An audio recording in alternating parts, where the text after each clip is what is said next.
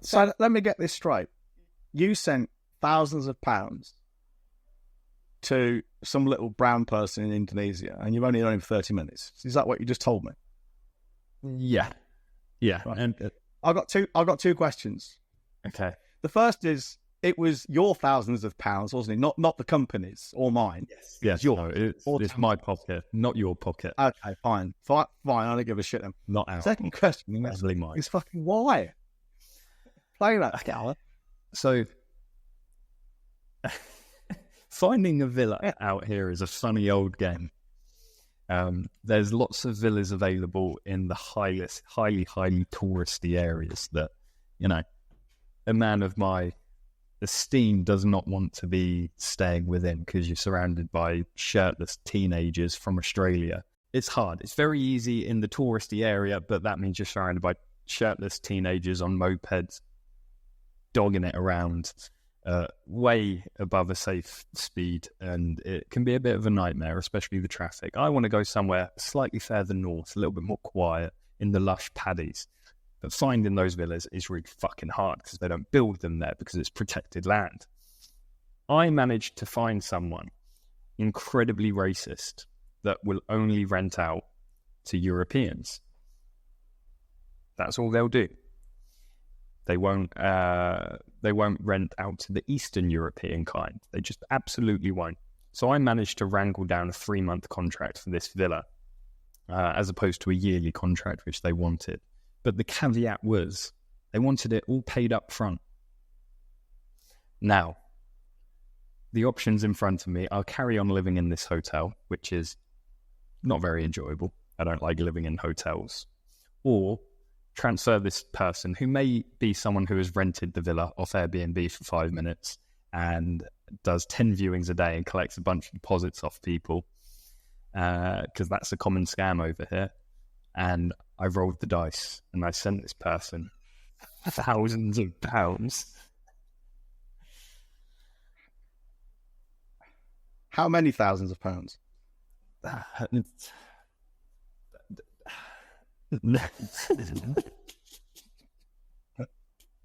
Connor, how many? Let's just say it was more than $4,000. More than 5? No, somewhere in between 4 and 5. So between 4 and 5. Okay, which is more specific than I wanted to be. So, hypothetically, then, we're at the beginning of June now. Mm-hmm. But in about a couple of weeks, halfway through June, are you going to start saying to me, John, we need to make some more sales? Why is that, Connor? Because that man disappeared with all my money. Well, we'll find out tomorrow, because I'm meant to be moving in tomorrow, and I've got the keys. So, oh, you've got the keys. So you and all these other people have got the keys, right? So there is every chance that this whole, I hate Eastern Europeans and I love English people, is just excellent salesmanship, and I'm going to open the door, and there is in fact going to be 10 Russian men brawling over who is keeping the villa, having collected between 4 and 5 grand from each of us. To be fair, you might not be able to open the door because you don't know if you've got the keys. You've got a key. Right? I did check it worked. I mean, you could have just gone down to the local fucking... Oh, you've seen the villa then. Right, fair enough. Yeah, I went and viewed it. But people they rent the villa for a day and they schedule loads of viewings at the villa. They collect a bunch of deposits off people. So tomorrow we'll find out. I'll either have a beautiful new villa in the middle of a rice paddy, which I feel slightly guilty about because these are working rice paddies. And I've just got this beautiful villa, and these people that work on the paddies live in shacks. So I do feel like a bit of a cunt. So you'll either have this beautiful villa or you won't. Or I'll be in this hotel, probably downgrading to a less nice hotel and be out of pocket $4,000 whilst I've got a fucking wedding to pay for. And shouting and moaning at me about making more sales. Yeah. Okay, fair enough. Well, my own escapades this morning kind of piled into insignificance. I just had a load of cattle in the garden. Cattle? God knows where they're from, but I sent the farmer a message, and he and his wife are in cattle, as in bullocks. Michael and Susan are now here doing what they do with escaped cattle. And it shat out of my compost heap. Or they have shat out of my compost heap, which is probably not a bad thing, actually. I was going to say, it's probably helped out. That's free. And that's expensive cow manure. If you've watched Clarkson's Farm, you'll know. If they're going to shit anywhere, they might as well shit on my compost heap. They were probably on it after the vegetable, I suppose. But anyway, on the topic of sales then, I suppose we better tell the audience something that's going to, once they pick themselves up from laughing at your stupidity. Did you do any due diligence or anything? Look on Airbnb, for instance. Yeah, but that's not fun for the story, is it? I suppose not. Like, okay, let me caveat it so our listeners don't think I'm a complete idiot. I've done as much due diligence as I possibly can.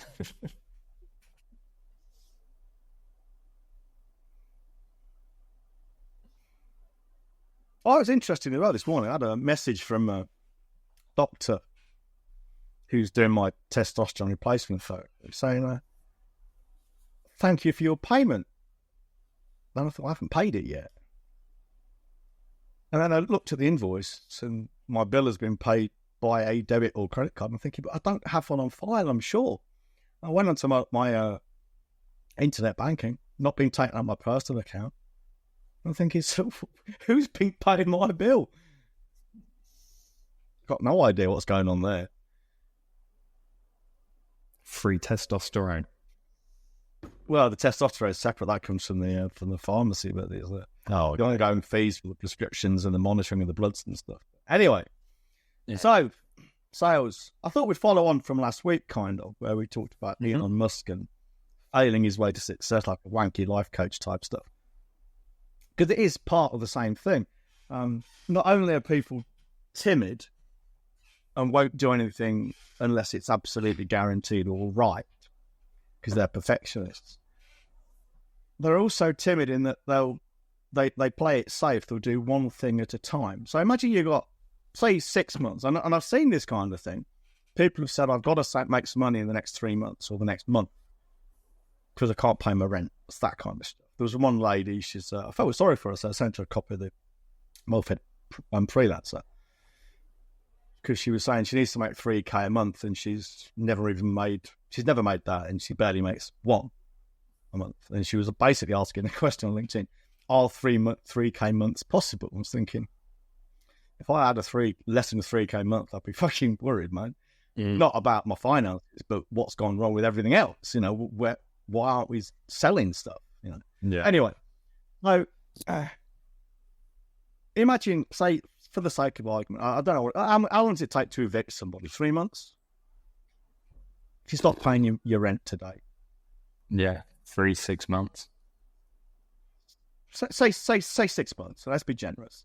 So you've got 6 months. Maybe you lose your job, or business is just shit, and you think, I've got 6 months, and if I'm making enough to pay my rent in 6 months, I don't have a house, I don't have a home. What do you do? Well, what most people seem to be doing is they'll do something for maybe 2 or 3 months, then they'll do something else for 2 or 3 months. So they'll do two things. Well, that's great, except what if they both fail? And there's at least half a dozen things you could do. So you somehow pick 2 and do those, or pick 1 at a time and do that. That's a really dumb way to kind of save your life, or save your house, or save your home, or save your business. What you should be doing, and I know this sounds, or I'll kind of give it some caveats in a minute because it does sound self-serving, but what you should be doing is lots of things at once, throwing mud at the wall until some of it sticks, because some of it will. And that also includes paying someone for help, because, someone pays us for help. This is what I meant when I said it sounds self-serving.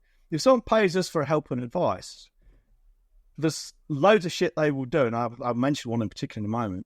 There's loads of shit they will do. We know we can tell them won't work. So you can shut that door, forget all about it, because it ain't going to work. Or certainly not in the timescales you're talking. And here's one. I saw a post yesterday. I see these quite frequently. I saw one yesterday, so it kind of pricked me a little bit.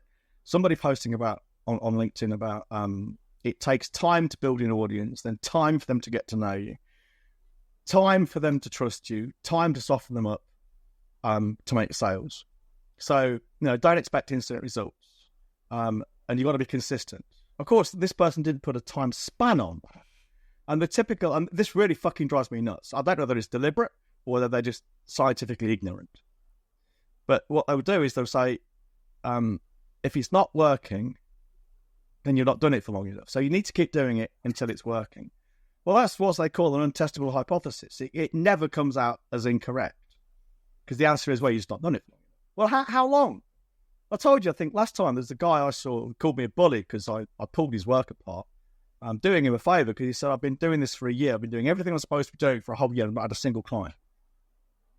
Well, that ain't working. Now, imagine he'd done 10 different things all at the same time. Maybe, say 5. So on the Monday he does this, Tuesday he does that, Wednesday he does the other, and then the other 2 days he does something else. And he rotates that. Something's probably going to work. But if you do one thing, single point of failure, what if it doesn't work in a year? Well, you're a year older, a year more in debt, and you still don't have a business. What are you going to do? Another year of something else? Now, here's the thing about social media, because that's when people do one thing, and they do one thing for a long time to the exclusion of all else, it's almost always social media, because that's what people are doing. This idea that it takes time to build an audience, and then you have to soften them up and they have to get to know you, like you, and trust you. It's true in the sense that if that's what you're doing to sell yourself, that's probably what you need to do on social media. But that's a shit way to sell yourself. Because I personally have gone from cold to sold with ads on social media on a 10K program in the space of about 2 or 3 days. We frequently get messages, a DM, just seen your post, like what you say, let's chat, a week, 2 weeks, because there's 2 of us having to talk to, we're busy. Couple of weeks. And most of that time is just the call's already booked in, they're just waiting for them to have it. And we're not softening them up. The idea that you need to know, like, and trust someone is kind of true in principle, but they extend that, confuse and conflate it with getting in a relationship with someone, which is just nonsense. How many... When you buy a house off someone, you don't have a relationship with them. When you just fucking paid that guy 5K, 4K for a villa, you didn't have a relationship with him, only in the most trivial sense that you'd spoken. You didn't know him, like him, you did trust him. Well, the thing is, here's the thing about trust. Right? You need to know someone, you know who they are, otherwise... You need to trust them in 2 ways. First is you need to trust their integrity. They can and will do what they say they do. And then the second thing is you have to trust their competence. Can they do it? Are they actually able to do it? They might be willing to do it and be honest enough to do it, but can they actually do they have the requisite skills, the resources? Well, those development trust. How, and I think they need to like you only to the extent you're not Ed and Roseman at Western Bedroom. They don't mind putting them in. They don't need to like you. I think they just don't need to actually hate. And even in some cases, you don't care who you buy your house. Would you buy your house Dennis Newton, the serial killer? You what? How? Are there dead bodies lying around in it? So, the trust thing. How do you get someone to trust and like you? You're right, John, one sec. Yeah. Is your mic facing you proper? Yeah. Just went a little bit quiet. Is that better? Testing 1, 2, 3. Testicling 1, 2, 3. Much better. Beautiful. Okay. I'll move it a bit nearer. So, the trust thing, the liking thing and the trust thing, they only need to like you to the extent you share values. And you can probably tolerate each other. You don't actively hate each other. Or you don't object on principle to giving this person money. That's a trivial thing. The trust thing, you trust their competence, you trust their integrity. Well, the mistake social media marketers make when they're doing this one thing for a long, long period of time to develop this fucking mythical relationship they think the only way to gain someone's trust is to have this long-standing relationship. And how do you do that? Well, you show them your authentic self. So what I see happening is people posting stuff about themselves. Now, there's nothing wrong with that. I do it myself every now and again. I tell the story of the school bully when I kicked his teeth in, that kind of thing. I'll talk about my fitness. But, it's just maybe, I don't know, 10, 20% of the mix. But these people, that's all they do. They never talk about anything else. Now, why is that? Sometimes I think it's because they don't want to appear salesy. Sometimes I think it's because they think people won't be interested. Well, most won't. Their audience won't, because their audience is full of people who are interested in talking about their authenticity and their fucking problems, their basket casery, that kind of thing. But another reason they won't do it, I think, often, is they're just not competent. A lot of copywriters can't talk meaningfully about copywriting and sales and marketing that they purport to do because they don't know enough about it. They can't talk about what they don't fucking know.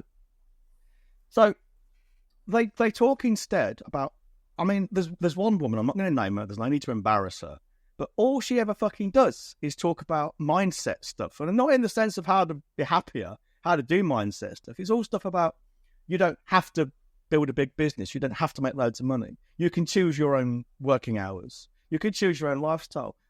We all know this. We don't need you to tell us. What makes you think that's going to bring you clients? If I was looking for a copywriter, I guarantee I would not be looking for the man or the woman who keeps telling me about his or her fucking life and about, I don't know, how difficult things are. I'd be getting the guy or the girl who talks about copywriting in meaningful terms, about headlines and body copy and calls to action and Johnson boxes and things like that. That's what I'll be doing. Someone who can solve my problems, which takes us to the next bit. How do you get people to trust you? Well, again, this idea is they trust you by getting to know you with all this authenticity shit. Okay, authenticity is important, but there's more to it. It's not everything. It's not the all and be all and end all of your LinkedIn presence, or it shouldn't be anyway, or your social media presence for that matter. How do you get people to trust you that you're competent? Okay, the authenticity might get people to trust your integrity. Fine. How do people trust your competence?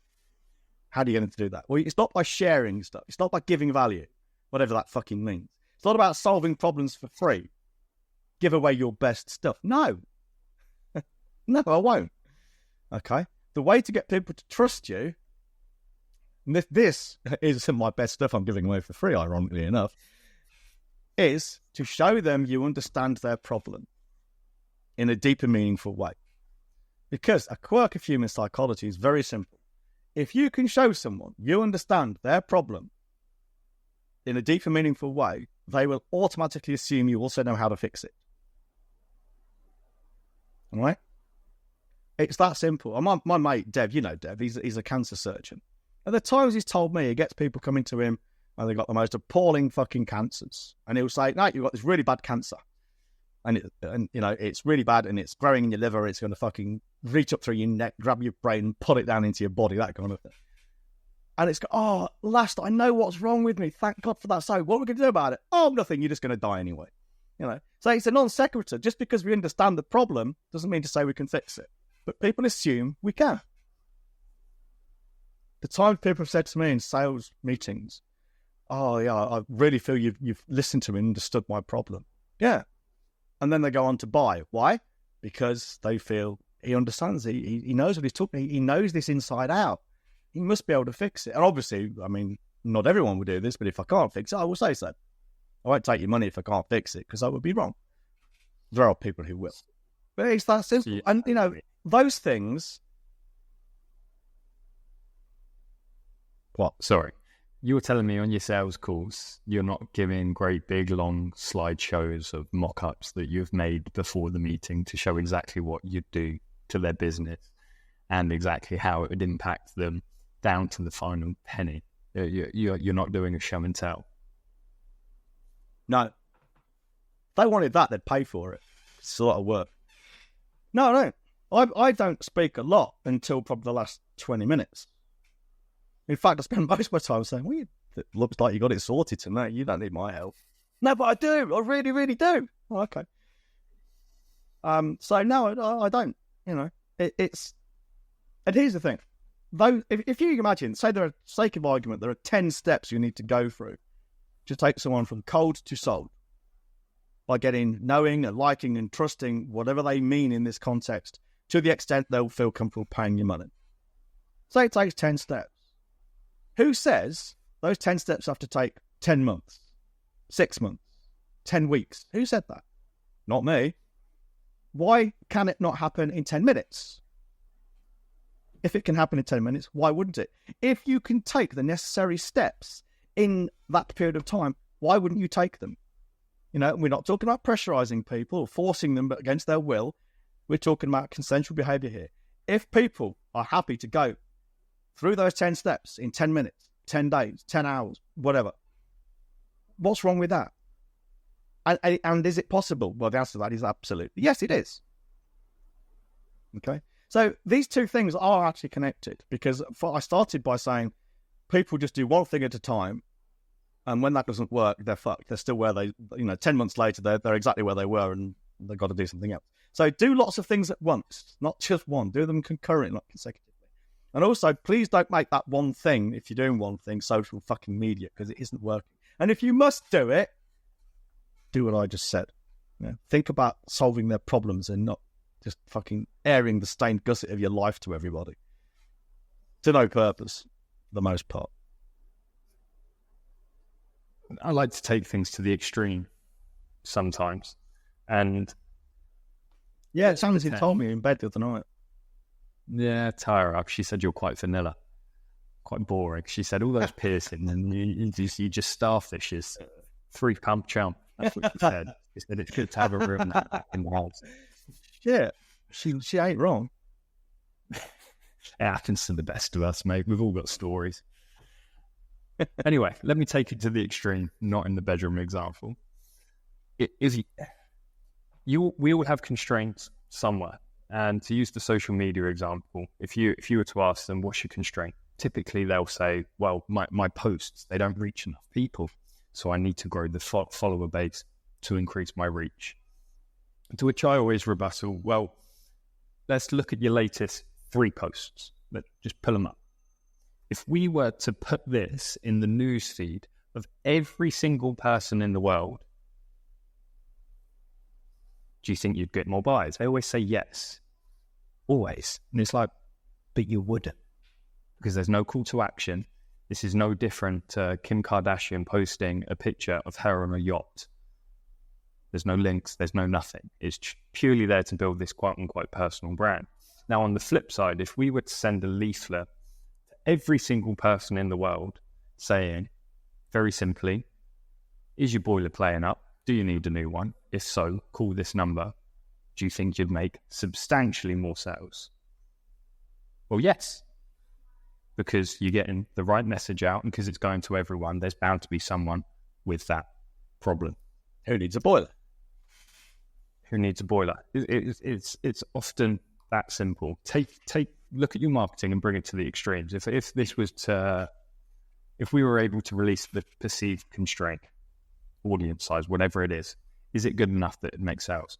More often than not, if you're doing the whole branding thing, no. You'd need everybody in the world to see it 10 times over to have a sliver of a chance, which is ridiculous. It is. That's idiocy. But that's social media marketing for you. Of course, this woman I mentioned that is constantly posting about her lifestyle and about how she doesn't have to grow a large business. It doesn't help that she's actually quite ugly too. Well, now she was a good-looking young 20-something. It would be different. It's sad to say, but it's true. As it is, she's probably mid-50s and think Mo Molam, She ain't pretty. Yeah. I am. Not what people call me a Billy. But it's true, though, isn't it? And good-looking people do better than ugly ones. For a good reason, actually. Because people with what we perceive as being attractive features and bodies, it means generally they are symmetrical. And that is an objective indicator, in most circumstances, most of the time, of favourable genetics in terms of procreation. So this stuff isn't arbitrary or random. We have evolved this way for good reasons. Now, that's not to say we should always be fucking slaves to our genes, because of course we shouldn't. You know? But the influences are there. And if we don't know them and we don't recognise them, they're going to have more of an effect on us than if we do. Can't fight what you don't know about. Use what you got. That's what my father always told me. If you got 4 inches, you give them 4. If you got 2 inches like me, you fuck them twice and give them 4. So the big takeaway, the big message is do more shit if you're not happy with yourselves. Yeah, do it all at once as well. I mean, you know, there's that book by the guy who's Mike fucking whatever his name is, and he makes a good point. Yeah. Most people try something to see if it works. Not many people stick at something until it works. And we've been guilty of that in the past. I know we have. And I have, particularly, I remember 20 odd years ago doing one Wednesday morning, making 25 cold calls. I never did it again, and I probably never will, because I just fucking hate it, you know. Now, I do know if I'd stuck at it, it would have worked, because cold calling works. There's no two ways about it. We talk about it, we teach it. Well, I don't teach it because I don't do it. But, you know, I do understand it, and it's not through nerves or lack of skill or sensitivity I don't do it. It's because I fucking hate talking to people, never mind cold calling. So I don't do it personally. But if I did and I stuck at it, it'd work. There's no two ways about it. There's a guy, he wrote the Well-Fed Business, the Well-Fed Writer, that's right. And I first read it probably 25, 30 years ago. And he talks about one guy in there who quit his job, and he made, in the first month he was off, he made 750 cold calls. And he's secured $10,000 worth of business, which 30 years ago was a sizable amount for a freelancer. He never had to cold call again. Right? And so your question there it would be to a freelancer who's struggling. Okay, if I could tell you, if you were to make 750 cold calls, you'll never have to make a cold call again, and you'll have a pipeline which will probably feed you for the rest of your life. Would you do it? They won't do it. I mean, there's no guarantees, obviously. But if you could give them that guarantee, would they do it? And most wouldn't. I'm not even sure I would, to be honest. But I don't need to either. It's very warm and appealing. The message: be yourself. Post every day. Oh, it's so very warm and appealing. And there is something to be said. You don't feel it, fortunately, but the vast majority of people, they feel very strange asking for money from strangers. I'm never seen this very strange, but they do, and that fear. The way they deal with that fear is they then tell themselves, well, they see it and they agree with it because it works in their head. It's much easier to ask for money from someone who has hypothetically been hanging on to every word that you've posted on social media, probably comments all the time, so you're already aware who they are. They put you on a pedestal, and because you perceive them to be essentially below you, because you view them as a follower, and typically people view their followers as beneath their pedestal, that's a far more comfortable way of asking for money than to ask a stranger. I just never thought about that. For money. I think about that a lot. Why do people shit themselves asking for money to get paid for their profession? They'll point to imposter syndrome or some other wanky thing that they've heard. Yeah, I don't know the answer to this. I don't think there is one answer. I think there are lots of variables that all feed into each other.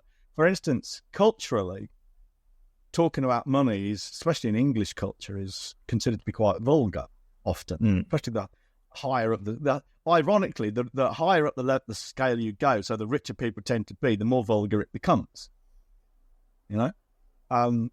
Here in Ireland as well, everybody always wants to discount a deal, which again, I don't really understand. So I think there's also the fear of being told no. Mm-hmm. You know, fear of salespeople, while they're not being told no, it might be a yes. Now we take the opposite opposite tack in our sales process. And this is easy to explain. For instance, you imagine, I don't know what everyone's numbers are here, but say for the sake of argument, out of every 10 inquiries you get, 9 of them say no at some point. So you only sell 1 in 10 inquiries. Fine, that's a good number. It's not good or bad. It depends on your ROI. But, if we were only to sell 1 in 10, that'd be fine. Okay? So you sell 1 out of 10. That means when you get a person knock on your door, pick up the phone and call you, email you, connect on LinkedIn or whatever, there's a 90% chance every interaction you're having with that person is a wasted time. 90% of the time that will be the case. At some point before they say no, but before they say yes. So 1 will say yes, 9 will say no at some point in that fucking long chain of events. So doesn't it make sense to get to that no as early as you possibly can? Even though you will occasionally force a no from someone who may have said yes. The odds are well in your favour. So we go for a no as early as possible. So we push people away. Now, we are very upfront about being very expensive, about it being hard work, about being, when I say difficult to work with, I don't mean to say we're awkward or obstreperous or anything like that. It's just that we're unforgiving. We don't compromise. We're not here to fucking have a negotiation about the work you do. If you're not going to do what we tell you to do, we ain't interested. And we'll tell you this on day one, the very moment we speak. And it's, because we want a no as soon as we possibly can if it's going to be a no. Well, most people don't like a no because they conflate and confuse that no and the rejection of their offer with a rejection of them as a human being. Right? Well, I don't see it that way. Most people, when they tell you no, whether it's a cold call, well, no, fuck off, put the phone down, or a long and considered no, it's nothing to do with you. It's not you as a person. Sometimes it might be, but most of the time it isn't. Ask a girl on a date. Sometimes if she says no, and I'm sure the same is for men being asked by women, it's not that you're stinky or obnoxious or really ugly or fat or anything else. It's just that she prefers a man who's slightly different. Maybe she likes someone taller. I've been knocked back before because I'm too short. It didn't bother me, No, never. She was a fucking 6'1". Yeah. It's just that it's like if you go into a cafeteria and they've got fish and chips, they've got sausage and bacon, they've got cheese sandwiches, they've got quiche, they've got pizza. So you think, I love pizza. Doesn't mean to say you don't like the rest. You're rejecting everything else. It's just that you've chosen pizza that day. Do you want a sausage sandwich? No, I'll have pizza. Oh, you hate sausages then? No, I just fancy pizza today. But people... You've heard sausage sandwiches feeling. So, yeah, the safe way to do it is not to ask for a yes or a no, because then it might be a yes. They can pretend it's a yes. And at some point, carry on long enough, they might accidentally get a yes at the end of it. But most of the time, these people go off the boil and it's a no by default. So I don't think there's any one single reason. I think there's a multitude of reasons. But hey, it's all a choice, isn't it? Whether you choose to ask for a no or a yes. Like when you get people, say, not ghosting you, but they're slow to respond, there's ways to poke them to give you an answer. And I always say when I get people to do this, I send a form of words, you might get a no. You realise that. This isn't guaranteed to get a yes, but the important thing is you will get an answer. So you send that email, and a no answer is a no as well. So in 24 hours, you'll have an answer one way or the other. You won't be continuing to wait, continuing to follow up and say, well, I've got this project lined up, maybe. That won't happen anymore. You will get a yes or a no, and that's what you need, even if it's not what you want. But people are too chicken shit to do it. They really are. People are fucking timid when you think about it, aren't they? Sales are scary. Sales is quote unquote hard. So we as humans will always look for the path of least resistance. Therefore, the sales process that promotes essentially a slam dunk sales, talk about yourself and people will come to you begging to give you money, so you don't have to do any real sales at all. Well, nonsensical. I wish it was true. I wish it was true. Mm. It is. I'd fucking love it if it was true. Fucking hell, I could talk about myself all day. Imagine if I love writing and I'm a good writer, even though I say so myself. If I thought for one moment I could make sales just by writing about myself, whatever goes on in my head, and posting it on social media, I'd be fucking doing it all day long. But it's not how it works. You might get loads of followers and detractors in conversation, but it won't make you any sales. Anyway, we need to run this up. Yeah, I was going to say, I've got to the point where I'm holding my head in frustration, which is a sure sign that we need to stop talking about it. Otherwise, I'm going to be punching my computer screen or something. Anyway, what should they do, John? Well, here's the thing. If you are on social media, we talked about social media a lot today. If you're on social media and it ain't working for you, I feel pretty safe in saying for most of you, it ain't working for you. It ain't working at all, and it certainly ain't working as it used to. I can tell you why. I can tell you exactly why this is. I can tell you why it's not going to get any better, no matter how much more of it you do, and what you can do instead. And if you want that, it's a white paper I've written called The Death of Social Media Marketing. If you want it, go to evilboldgenius.com/death.html. So evilboldgenius.com/death, DEATH.html. Fill in the form, and I'll send it to you for free. Through the post. In the post? No download. Oh. In the post. No doubt. Well, okay, wherever you are in the world, it's free.